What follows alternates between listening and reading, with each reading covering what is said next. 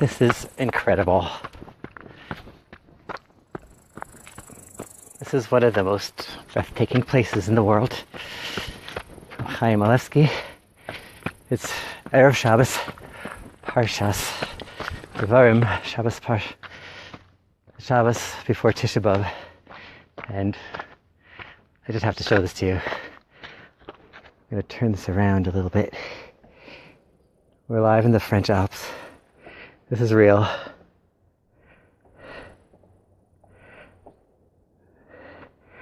I just climbed up this mountain. I just pretty much ran up the mountain racing against the setting sun on a Friday afternoon so I can get a running commentary in.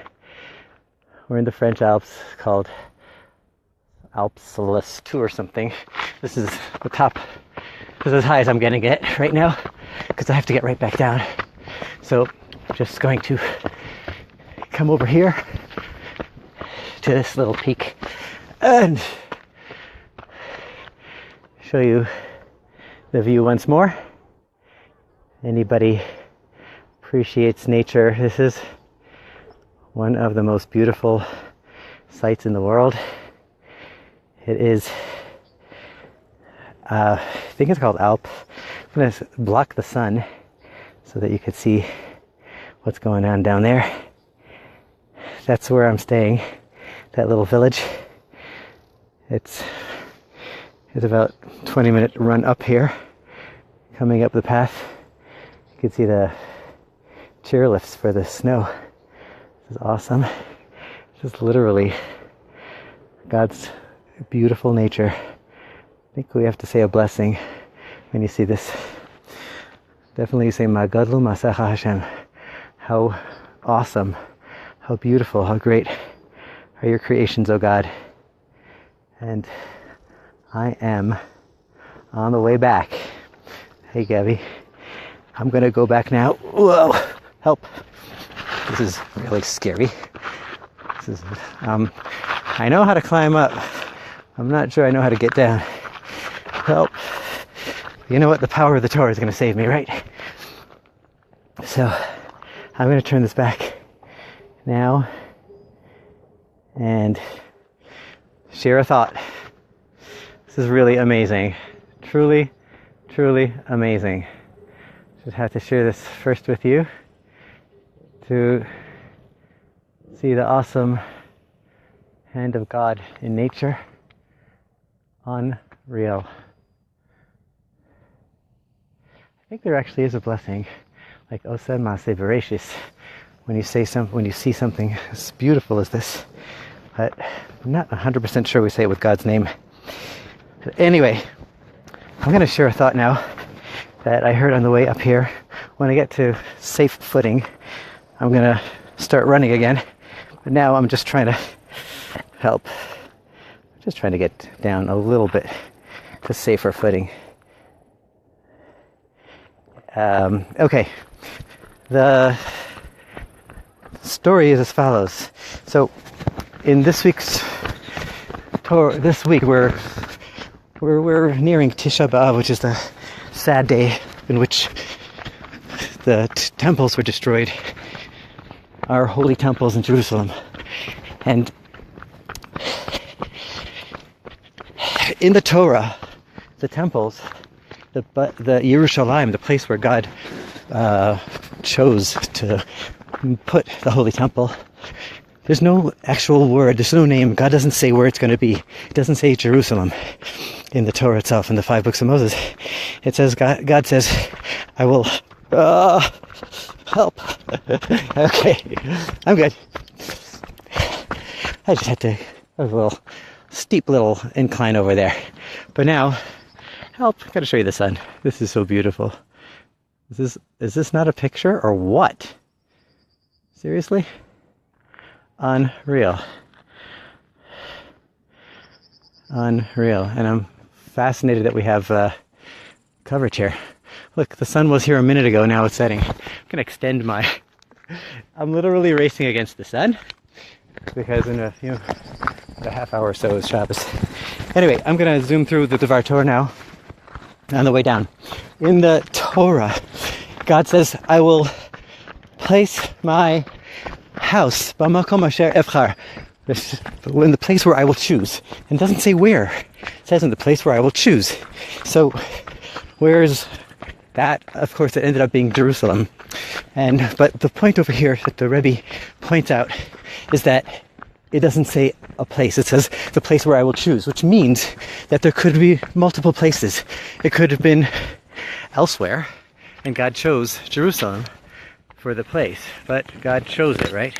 So, bearing that in mind, the Rebbe says also, but we know throughout the history, also that, and the Rambam tells us that throughout the history of our forefathers, they knew it was a special place by prophetic intuition.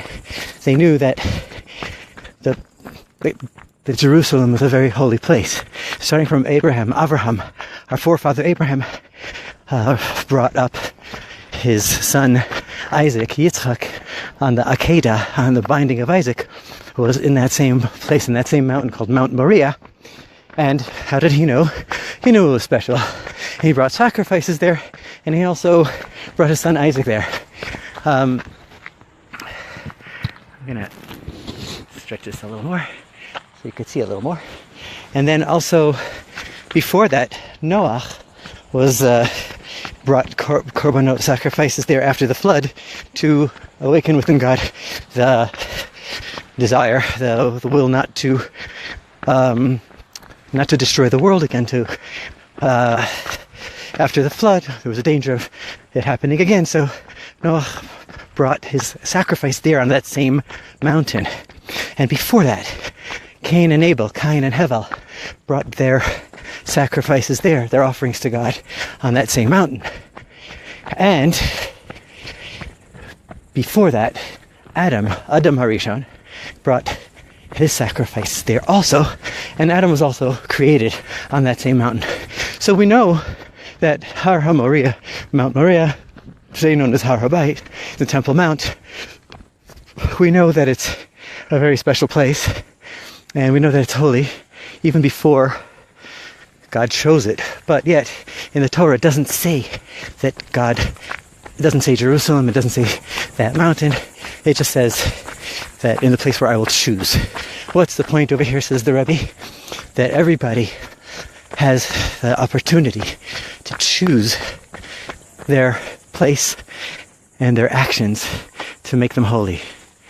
Just choose, we could choose our places and our actions to make them holy, just like God chose the place to rest his presence, which is the holy temple. God is teaching us that we should choose every place we have to make it a comfortable place where God can rest his presence and make it holy. And getting distracted by the beauty here, and also the way down. And also our actions that we do, that each of them should be really a platform. Our area and our actions should be platforms which God feels comfortable. Then when we choose that, God in turn chooses to rest in those places also, because we choose to let him in. God feels comfortable. He joins us there. And that's our job. That's pretty much the Dvar Torah for today, that we should choose just like our forefathers chose to make their places holy. And we too should choose to make our environment and every action we do to be permeated with godliness and holiness, to make God comfortable. And and that will bring, and then all these points of light and holiness together will combine, and it will be one great big light, and that's the light of Mashiach. I'm going to turn the camera around and show you the rest of my way down, because my Dvar Torah is over, but I chose to make this a holy experience also, because why else would I come to the French Alps? I have no other business here other than to say a Dvar Torah right here at the top of the mountain, because I chose to make this a holy circumstance, a holy experience. This is a holy French Alps. It's not just a beautiful one. It's beautiful and it's holy all at once. And that makes it even more beautiful. God bless you all. I'm going to turn the camera around and run down. This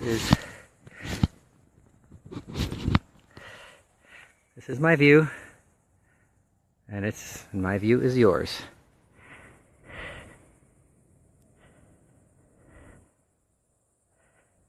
Good Shabbos, Toby. Thanks for joining. And Zalman, and Gavi, and whoever else is there. I can actually say good Shabbos. Gavi, thank you for coming. Itai, Baruch. It's the first time I mentioned people's names. Esther, Erica, Shalom Aleichem. Toby, Nathan, thank you for coming. Good Shabbos. And Zalman. Okay, everybody, I'm going to continue. Thank you for joining. Spread the light, spread the beauty, spread the warmth of Shabbos. Nachamu. The sun is still there, so it's not Shabbos yet, but it's coming soon. So I'm going to head down. You can log off anytime, no pressure. I just hope I make it down safe. Whoa. If I fall, you'll know it. You'll know it first. I don't even know the way down here. I came from somewhere up there. Actually, I didn't even come this way. I came through a golf course. Let's see if I can find it.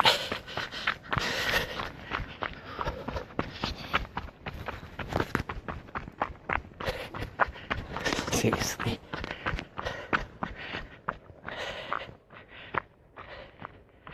It came through there, right there. Yeah.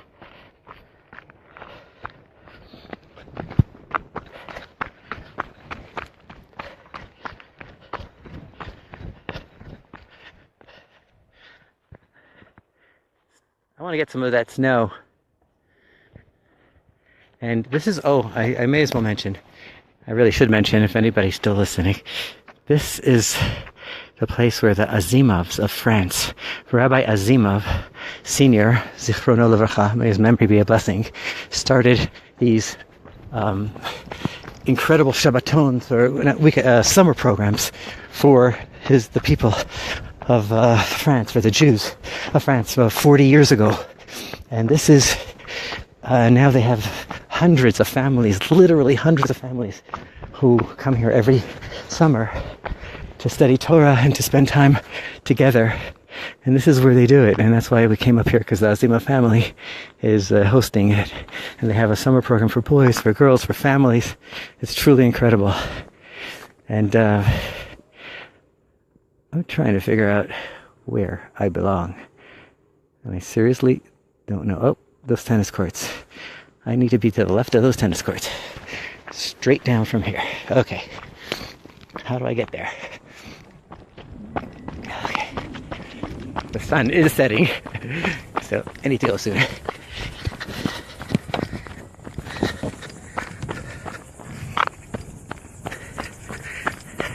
The air is thinner up here. I tell ya, got out of breath a lot faster than I usually do, but I also was going straight uphill, so that might be part of the equation.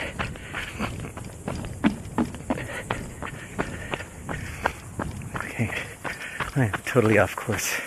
I need to be to the left of that. Arg. No idea how to get down. I think it's this way.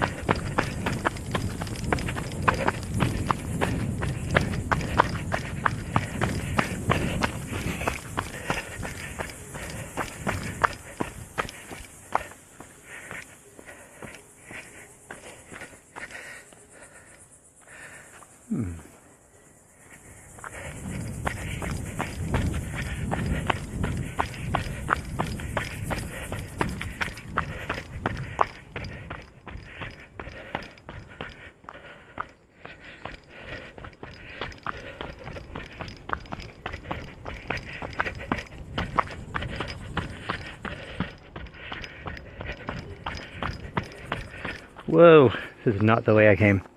Okay, we're gonna hang up. Sun is still up there.